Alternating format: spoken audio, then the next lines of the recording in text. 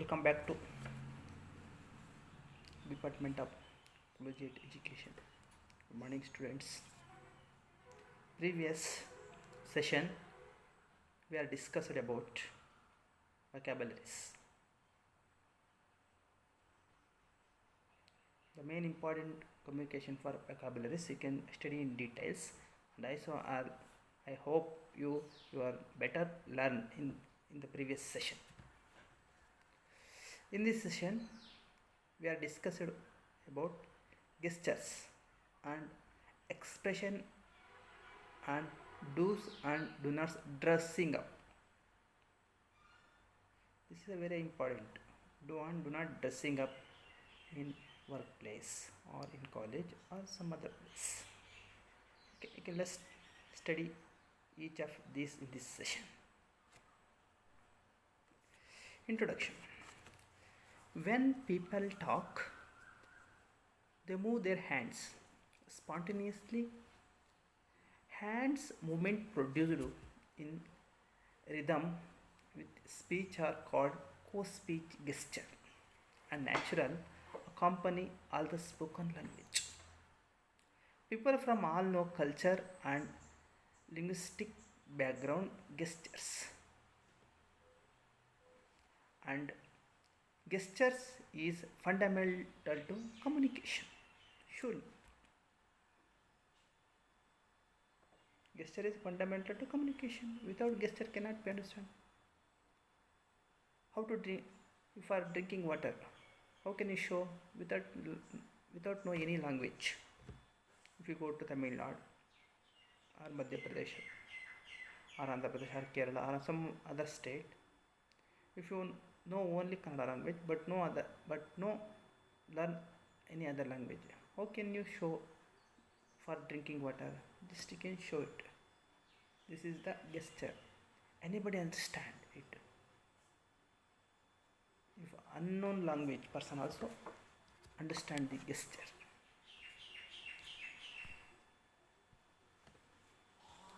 Indeed, babies gesture before they produce their first word. Continuously, blind speaker who have never seen gesture even gestures to blind listeners. Our hands help us talk. I will just show our gesture in this way. This. Think and remember. Sometimes revealing unequal knowledge that cannot yet be verbalized. Everybody gestures, but dispute its ubiquity. Gesture is often seen as secondary to spoken language, receiving less attention in language research. Gesture is often reduced to a subcategory of nonverbal communication. However, nonverbal does not mean non-language, and theoretical approaches of gesture suggest that speech and gesture arise from the same representation system. In this view, rich conceptual representation contain both imagistic and symbolic information that give rise to gest and speech respectively. Both these modalities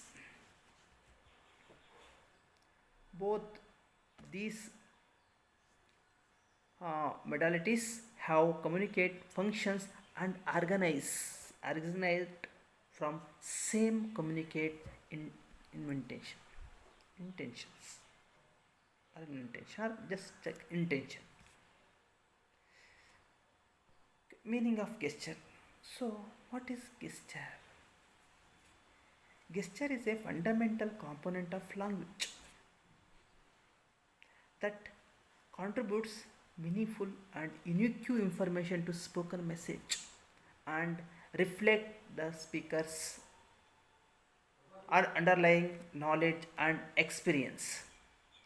Theoretical perspective of speech and gesture propose that they share a common conceptual origin and have a tightly integrated relationship.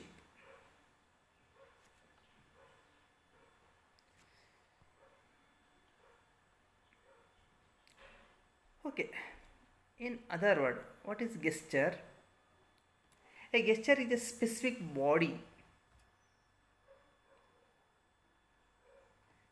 bodily movement that reinforce a verbal message or convey a particular thought of emotions. Although gesture may be made with the head and shoulders or even the legs and feet, most are made with the hands and arms. Your hands can be a marvelous tools for communication when you speak.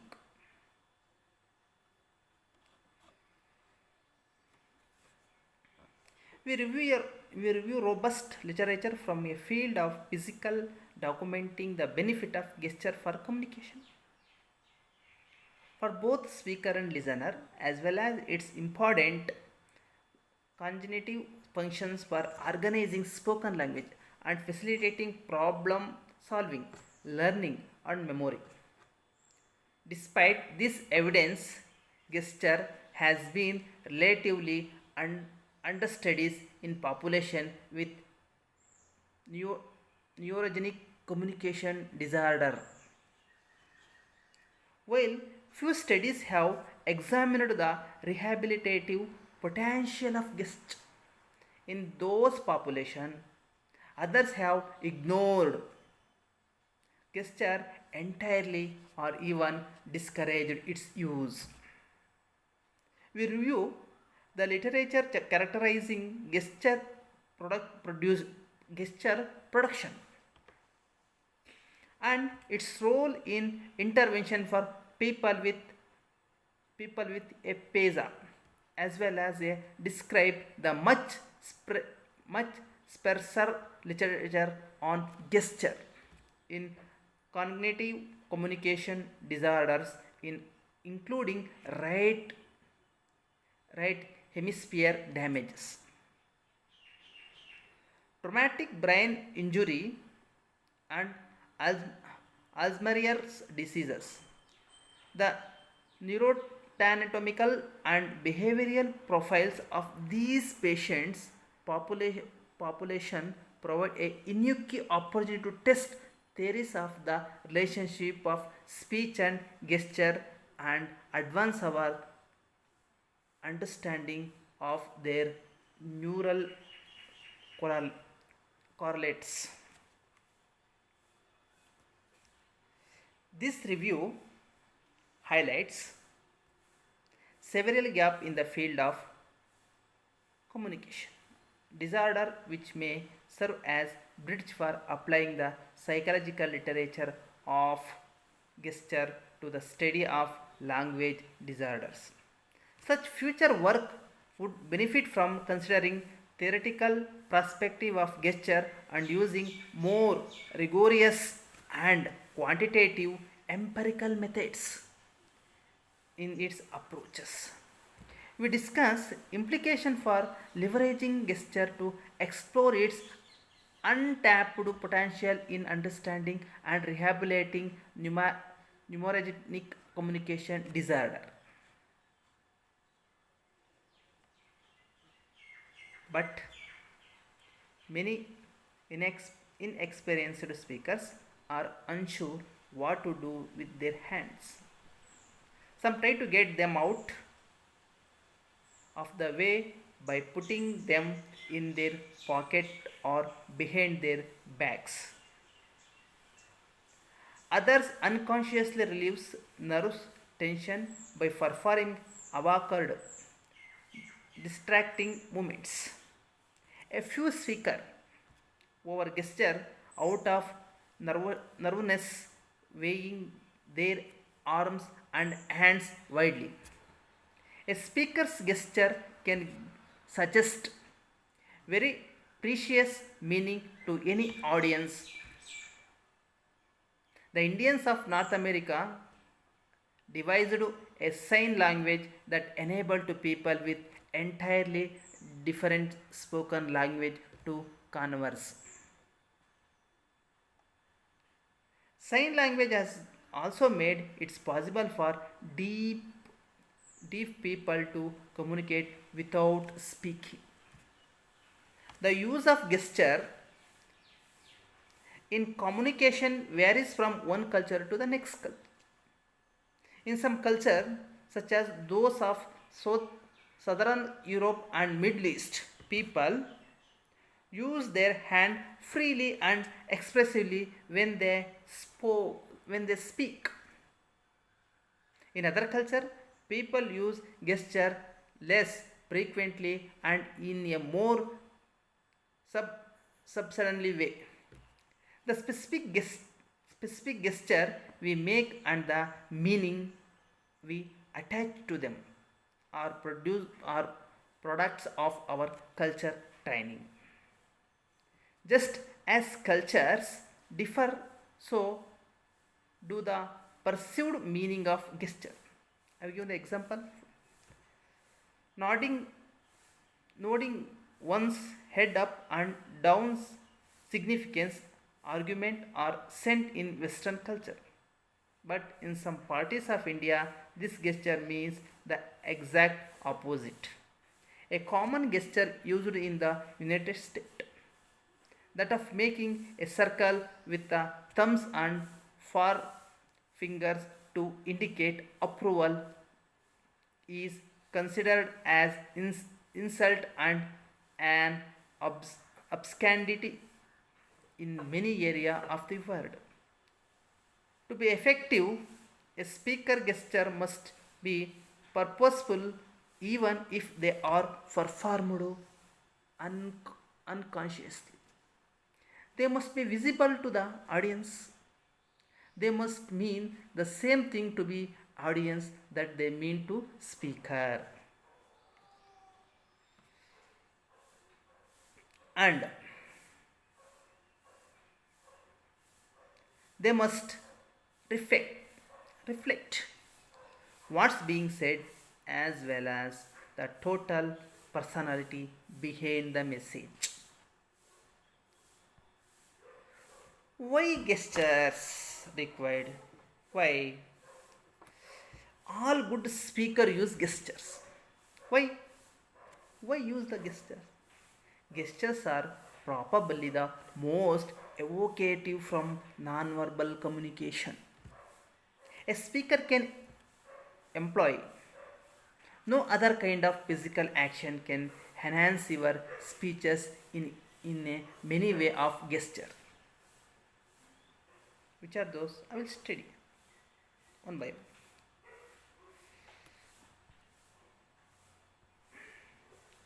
Clarify and support your words. Gesture strengthen the audience understanding of your verbal message. This is the first point. Second point, dramatize your idea. Together with what you say, gesture help paint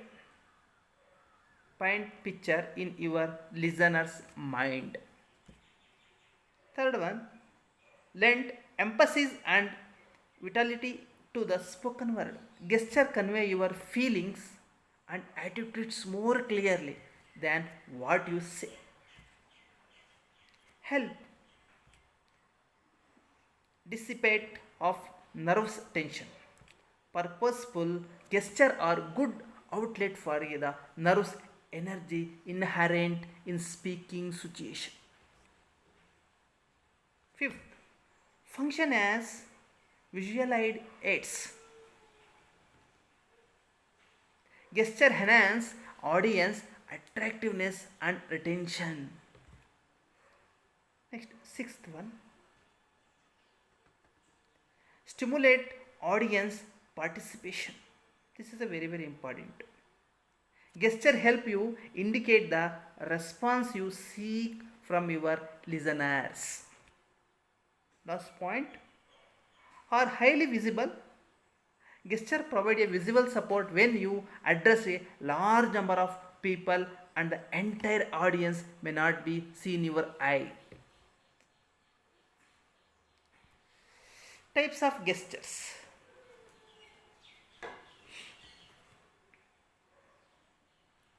Despite the vast number of movements that qualify as gestures, all gesture can be grouped into major categories.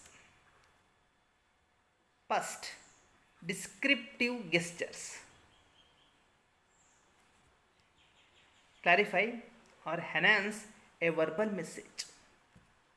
They help the audience understanding comparison and contrast and visualize the size, shape, movement, location, functions and the number of objectives.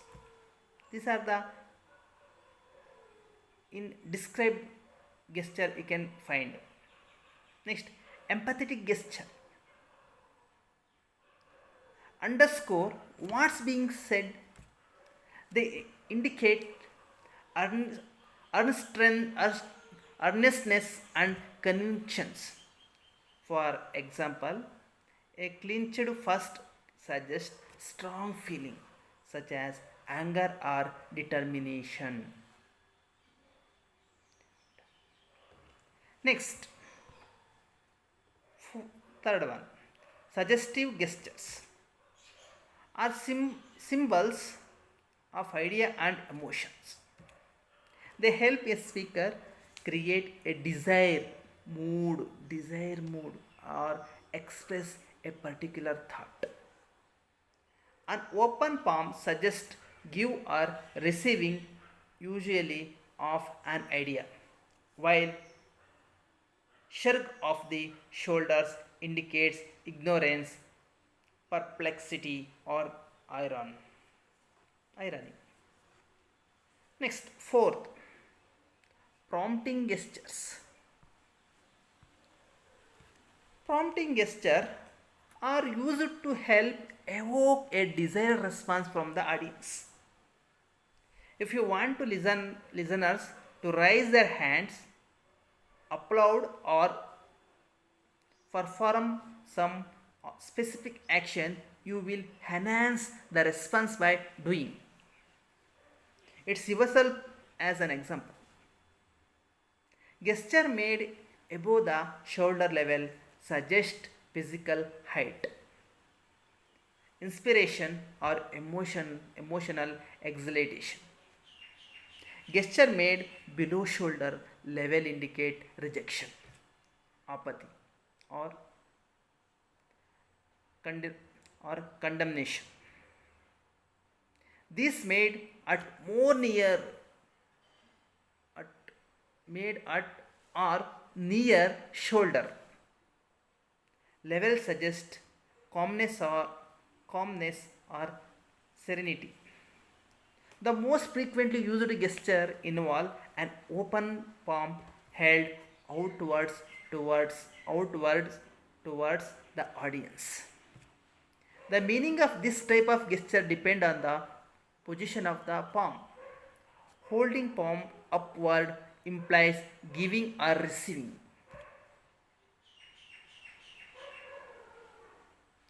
Although this gesture is sometimes used as unconscious movements with no specific intended meaning. A palm held downwards can express superpression, secrecy, comprehension, or stability. A palm held outward toward the audience suggests halting, repulsion, negation, or abhorrence. If the palm is held perpendicular to the speaker's body, it's intended to imply measurement, limits in space or time, comparison or constant. These are the different types of gestures. How to gesture affect? A gestures reflect each speaker's individual personality, Speaker's genuine personality. What's the right for one speaker probably would not work for you. However, the following are 6 rules apply to almost everyone who speak to become a dynamic, effective speaker, such as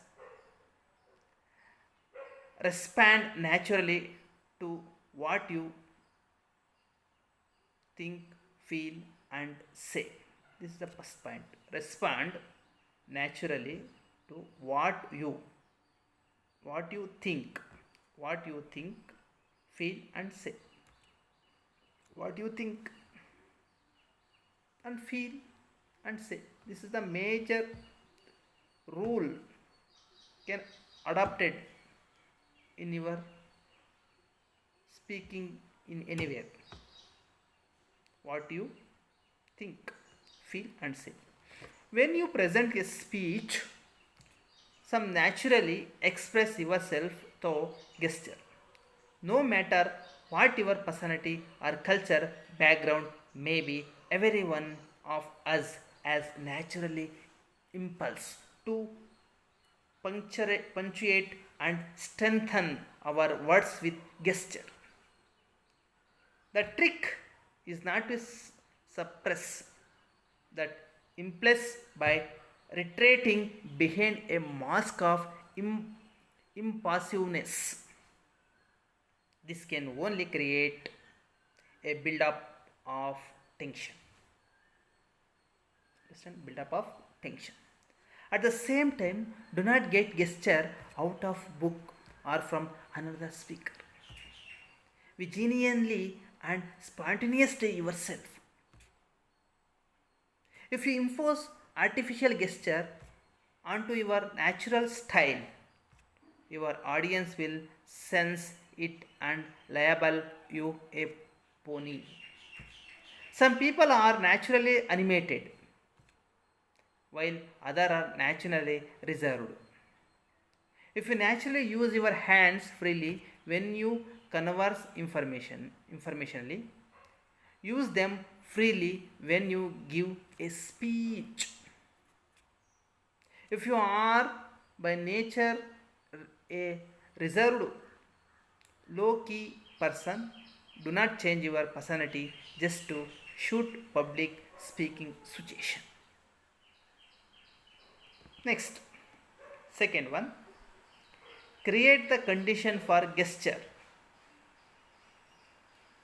Create the condition for gesture, not the gesture. Do you understand? Create the condition for gesturing, not the gesture. Okay, create a situation for gesturing, not the gesture.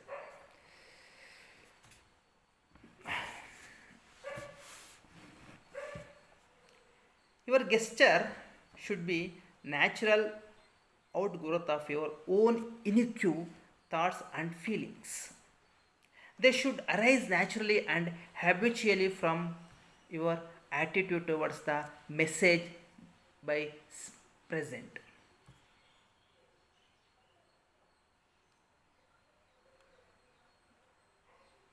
The gestures your body speak when you speak. You should be the total involved in communicating, not in thinking about your hands. Your gesture need to be motivated by content of your presentation. By immersing yourself in your subject matter, you will create the condition that will enable you to respond naturally with appropriate gesture. Next, third one, shoot the action to the word and the oceans. Shoot the action to the word and the ocean. Your visual and verbal message must act as partners in communicating the same thought or feeling. When a speaker fails to much gesture with the words, the outcome can be wooden, artificial, and sometimes comical.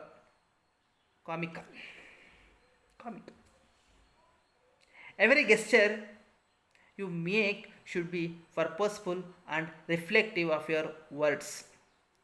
In this way, your listeners will note the effect rather than the gesture. Make sure the vigor and frequency of your gesture are appropriate for your words. Use strong, empathetic gesture only when you are feeling for the message call for them. On occasion, you may need to adapt your gesture to fit the size and nature of your audience. Generally speaking, the larger the audience, the broader and slower your gesture should be. Also, keep in mind that young audience are usually attracted to speakers who use vigorous gestures. You young people like you students especially. But older, more conservative group may be feeling irritated or threatened by the speaker whose physical action are too powerful. Your gesture during the speech are also affected by the logistic of the speaking situation. When you speak from a physical confining position, you may restricted from using bold sweeping gesture, bold sweeping gestures. A common example of confining speaker position is a head table, where people are seated close to speaker. Next, fourth one. Make your gesture convincing. Make your gesture convincing. Your gesture should be lively and distinct if they are to convey the intended impression. A gesture performed in a half-hearted manner suggests that the speaker lacks conviction and earnestness. Every hand's gesture should be a total body movement that start from the shoulder, never from the elbow. Move your entire arms upwards from your body freely and easily. Keep your wrist and fingers supple rather than stiff or tense. Effective gestures are vigorous enough to be convincing, yet slow enough and broad enough to be clearly visible. Your gesture should be distinct but not jerky, and they should never follow a set patterns. Next, fifth one. Make your gesture smooth and well timed. It is important. Any single gesture has three parts: the approach, the stroke, and the return. There are three parts. During the approach, your body begins to move in anticipation of the gesture. The stroke is the gesture itself, and the return brings your body back to a balanced speaking posture.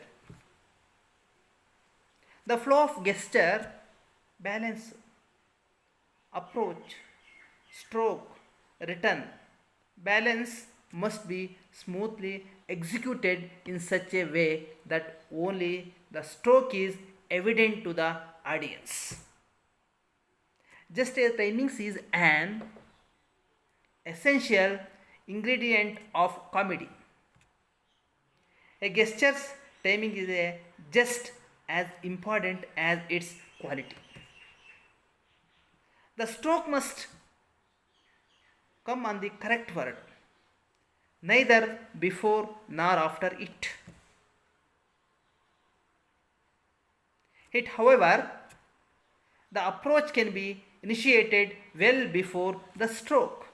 In fact, you can obtain an especially powerful effect by approaching a gesture several seconds in advance, then holding the approach until the exact instant of the stroke. The return simply involves dropping your hand smoothly to your side. It does not have to be rushed.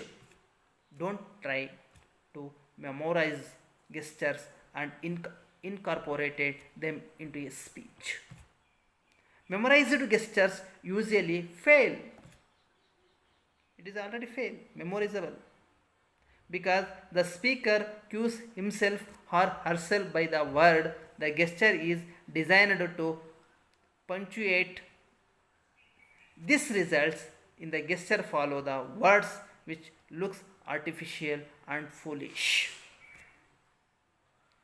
Next, sixth one. Make natural, spontaneous gesturing a habit. The first step is becoming adept at gesturing is to determine what you are doing now. What you are doing now.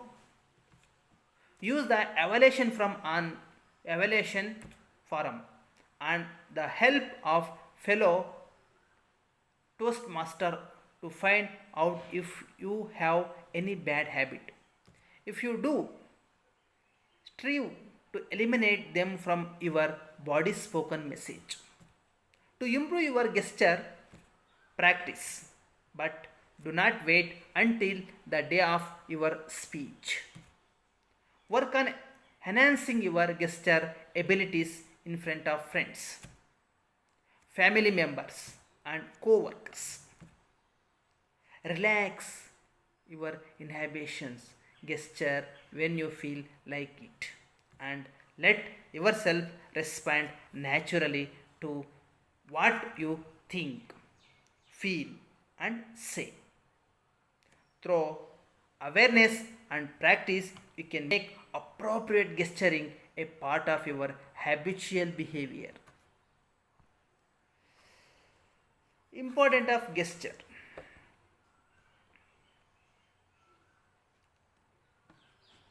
Theoretical underpinnings of speech. Theoretical underpinnings of speech and gesture.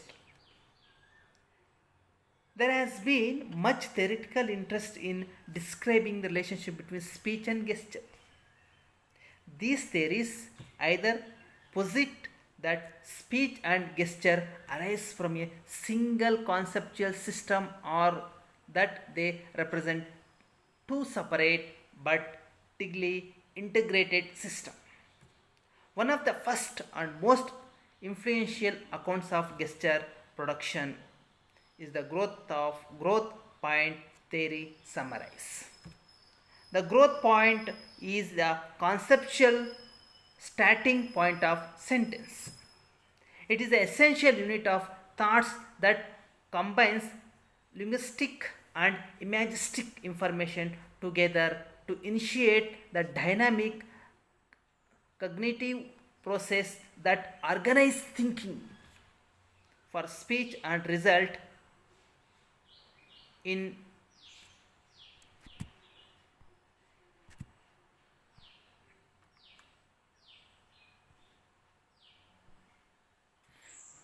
the organization thinking for speech and result in co-speech gesture. This theory proposed that speech and gesture organite for a single system where an utterance contains both linguistic and visuospatial structure and cannot be separate. Both speech and gesture therefore reflect characteristic of underlying idea, and one cannot be fully interrupted without considering the other. Speech and gestures are integrated not only at a speaker's thought conception but also in perception.